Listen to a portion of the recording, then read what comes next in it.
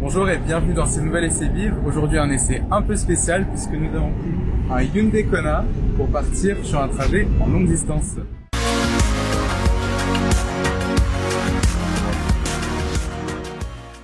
Alors on est actuellement sur l'aire de Vernarest dans le nord de Paris et la voiture affiche à peu près 78% de batterie, elle affiche 318 km. On va à la prochaine station Unity qui est à l'entrée de la Belgique, qui se trouve à 250 km.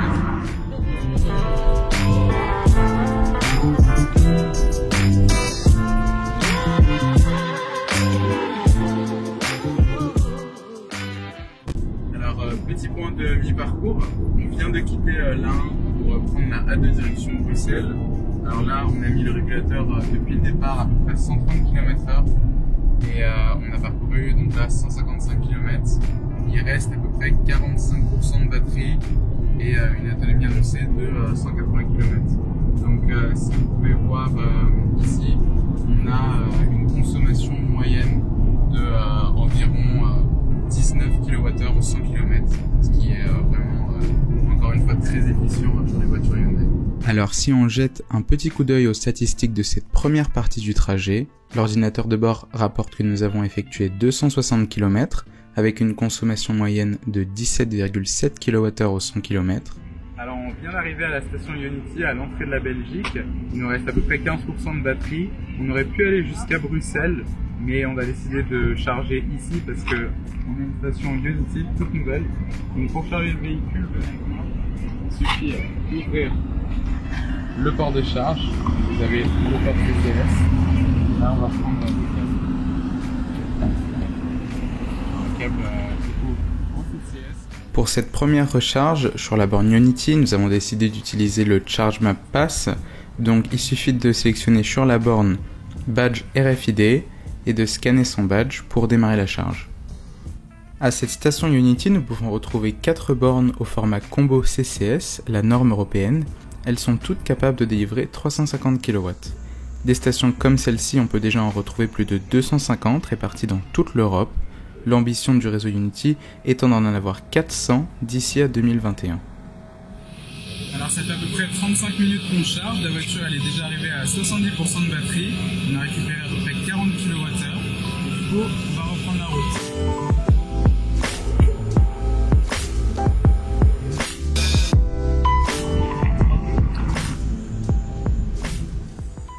Au cours de notre séjour à Bruxelles, nous avons pu utiliser la borne qui se trouvait dans le parking souterrain de l'hôtel, ce qui nous a permis de réaliser tous nos déplacements quotidiens sans avoir à se préoccuper de l'autonomie du véhicule. Donc on est dans le parking souterrain de l'hôtel à Bruxelles, on vient de finir de charger la voiture, elle est chargée à 100%, elle affiche 452 km d'autonomie et on prend la direction de Amsterdam. Alors on vient de rentrer aux Pays-Bas et aux Pays-Bas la limite de vitesse elle est de 100 km/h pendant la journée, ce qui aide beaucoup avec la consommation puisque là on est à une moyenne de environ 14 kWh au 100 km. On est toujours en direction d'Amsterdam et il reste à peu près 105 km à parcourir. On devrait arriver dans une petite heure. Voilà, je vous refais un point quand on arrive sur place.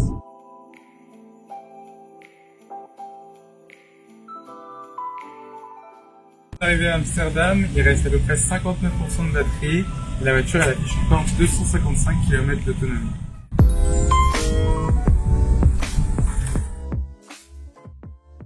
Bonjour, alors aujourd'hui on part pour Paris. Nous sommes actuellement à Bourgogne dans le nord des Pays-Bas qui était la destination finale de notre week-end et on va prendre ce Kona EV en version 64 kWh donc qui a à peu près 600 km, un peu plus pour rejoindre Paris du nord des Pays-Bas et on va faire plusieurs arrêts recharge donc restez accrochés et suivez la vidéo.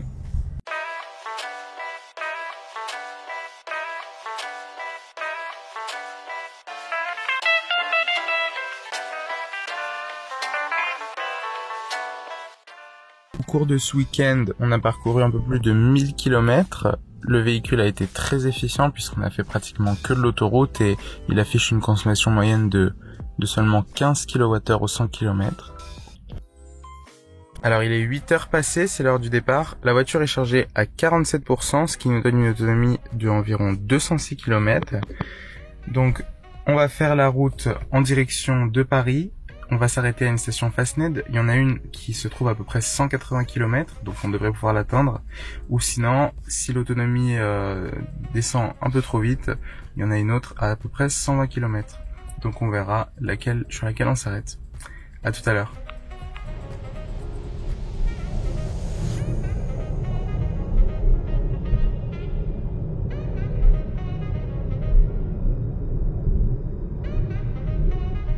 On vient d'arriver pour notre premier arrêt. On est sur une station d'autoroute sur l'A27 en direction de Breda, au sud de Utrecht. Donc ici on est arrêté à une station Fastned, mais il y a aussi sur cette station d'autoroute une station Ionity et de Allego. Donc il y a le choix sur quelle borne vous voulez utiliser. Côté consommation, on est à peu près à 13 kWh au 100 km.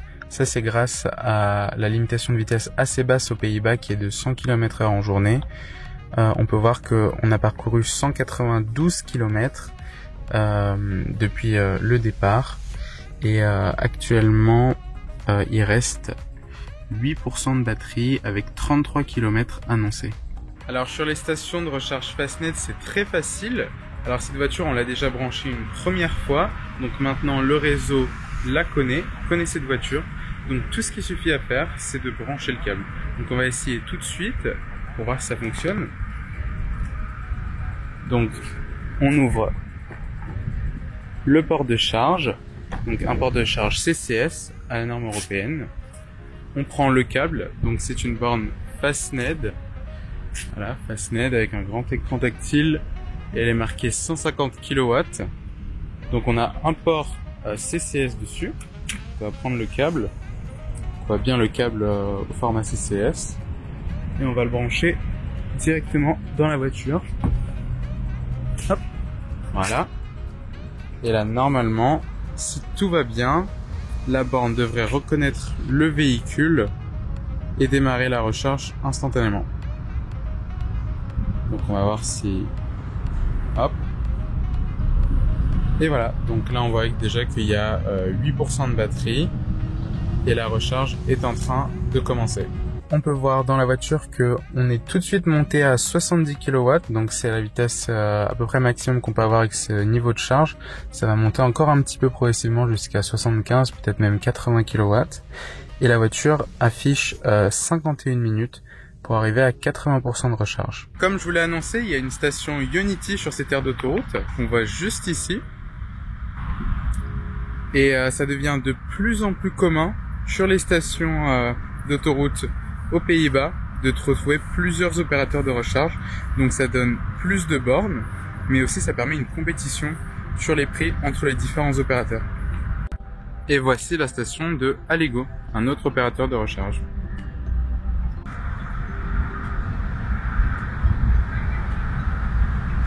Je suis de retour à la voiture, j'ai eu le temps de passer aux toilettes, de prendre un petit café à la station-service. On va voir où en est la charge. Donc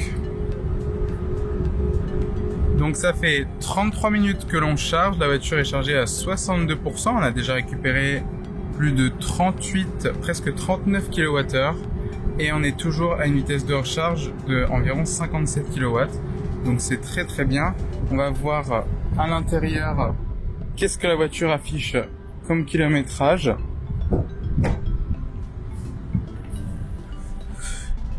Et donc on voit que là elle est chargée à 63% et elle affiche 265 km d'autonomie, 266 même pour l'instant. Elle affiche qu'il reste encore 17 minutes pour arriver à 80%. J'utilise ChargeMap pour trouver notre prochaine destination. On peut utiliser les filtres pour que je mette que des bornes très rapides, donc 100 kW et en CCS. Donc pour la voiture, ce qu'elle accepte. Et donc là, regardez ça, il y a une station juste ici, Ionity.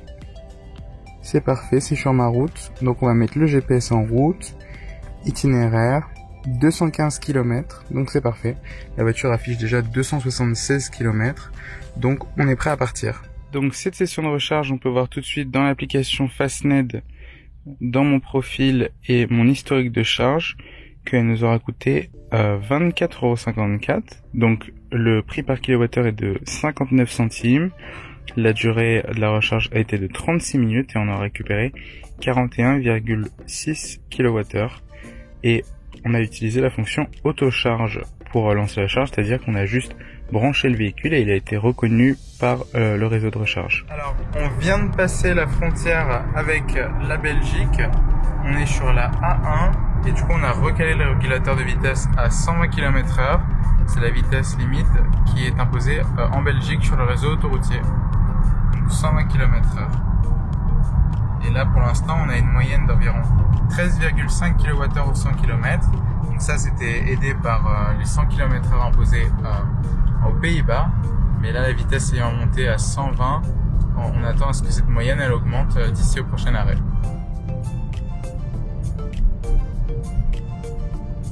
Alors petit point sur le trajet, on vient de passer la région de Bruxelles-Capitale.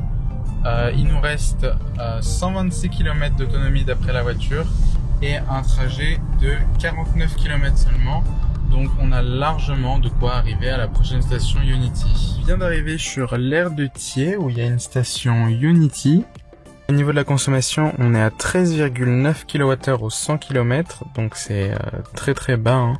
Mais ça c'est encore parce que aux Pays-Bas, la limitation de vitesse était à 100 km/h et en Belgique, elle était à 120 km/h. Donc le trajet, pour l'instant, on a fait 405 km. Et voilà. Et là, on va charger sur la borne Ionity puisqu'il nous reste environ 18% de charge. Donc la voiture affiche 77 km d'autonomie. Pour recharger sur ces stations Ionity, nous allons utiliser l'application Mindgao. Alors pour ce faire, c'est très simple, il suffit de connecter le véhicule. Donc je vais vous montrer ça en direct. Alors on va prendre le câble CCS de la borne, on va connecter au véhicule. Hop, donc c'est connecté au véhicule. Une fois le véhicule connecté, on va tout simplement sélectionner la borne sur l'application de Mindgao. Donc ici c'est le point numéro 3 que j'ai utilisé. Et ensuite on va démarrer la charge. Et voilà. Là on entend la borne qui se met en route et la charge démarre. On voit tout de suite que la borne est en train de monter en puissance. Donc le véhicule est là actuellement 19% de batterie. Et il affiche qu'il va prendre 46 minutes pour arriver jusqu'à 80%. Et là, on charge actuellement à une vitesse de 64 kW. Je vais profiter de cet arrêt pour vous parler un peu des conditions du trajet. Alors pour la météo, il fait à peu près 32 degrés, donc il fait très chaud. On a la climatisation qui est réglée à 22 degrés, donc 10 degrés en dessous. Je suis seul dans le véhicule, bien qu'à l'aller on était 4 pour simuler un peu le départ en vacances d'une famille.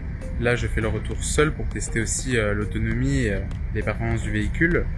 Donc il n'y a que une valise cabine qui m'accompagne. Là le véhicule est en charge, c'est la deuxième recharge de la journée. Le véhicule lui il se débrouille parfaitement bien, il montre plus de 400 km d'autonomie avec une batterie rechargée à fond. Donc c'est vraiment très facile finalement de partir en vacances avec un véhicule électrique. On est aidé par des réseaux de recharge à très haute puissance comme celui de Ionity ou de Fastned par exemple. Donc comme on peut le voir ici, le véhicule est toujours en recharge. Il a atteint déjà les 44%. On recharge à plus de 70 kW. Et on voit bien que la clim, elle, est allumée à 22 degrés. Donc la voiture nous affiche une température extérieure de 32 degrés. Donc, alors j'ai débranché le véhicule. On a bien 300 km d'autonomie. Notre destination se trouve donc à 258 km. Le GPS est réglé et du coup c'est parti. Alors on est maintenant en France, on a calé le régulateur de vitesse à 130 km/h. Il nous reste 264 km d'autonomie et notre destination se retrouve à 221 km. Donc l'estimation de notre autonomie elle devrait être revue un peu à la baisse puisque maintenant nous avons une vitesse de 130 km/h par rapport à 120 en Belgique. Alors, chose intéressante, on est lancé sur l'autoroute, on est actuellement à 110 km/h puisque la vitesse limite a diminué. Et là, on peut voir que la voiture consomme à peu près 500 watts dans l'entretien de la batterie. En fait, la batterie est refroidie de façon liquide puisqu'aujourd'hui il fait quand même près de 35 degrés et qu'on est lancé sur l'autoroute, on a enchaîné les recharges rapides. Donc, prend soin de la batterie avec le refroidissement liquide.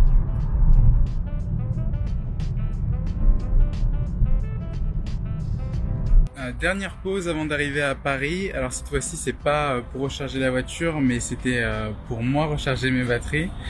Mais j'en ai profité quand même pour recharger la voiture. Je l'ai positionnée sur la borne ici pendant que j'ai fait ma pause toilette. Et du coup, ça n'a chargé que pendant 8 minutes, mais c'est pas grave parce que c'est largement suffisant. On n'avait pas besoin de recharger pour atteindre Paris. Mais voilà. Hop, on va débrancher et arriver. Alors on est bien arrivé à destination, on est à Courbevoie, près du siège de Hyundai France. Et on va voir tout de suite quelles sont les statistiques du véhicule.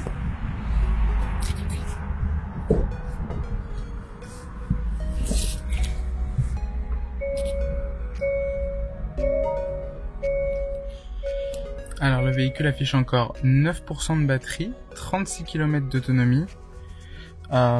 Au total, on aura parcouru une distance de 669,1 km aujourd'hui. La moyenne de la consommation s'est établie à 15,1 kWh au 100 km. Nous sommes donc arrivés à la fin de notre essai, c'est l'heure de faire le bilan. Sur ce week-end, on aura parcouru près de 2000 km entre la France et les Pays-Bas. On notera toutefois un manque de bornes rapides entre Paris et la Belgique, bien qu'on n'a jamais été inquiété par l'autonomie du véhicule. Si l'essentiel de nos recharges ont été réalisées sur des bornes rapides le long des autoroutes, on notera toutefois une grande disparité au niveau des tarifs selon la méthode de paiement utilisée. Ainsi, la recharge la plus chère que nous avons effectuée était sur le réseau Ionity avec un badge Charge My Pass. La recharge aura coûté près de 30 €. Si on fait le calcul, pour nos 3 arrêts recharge sur notre trajet retour de 669 km, le coût total a été de 41,93 €.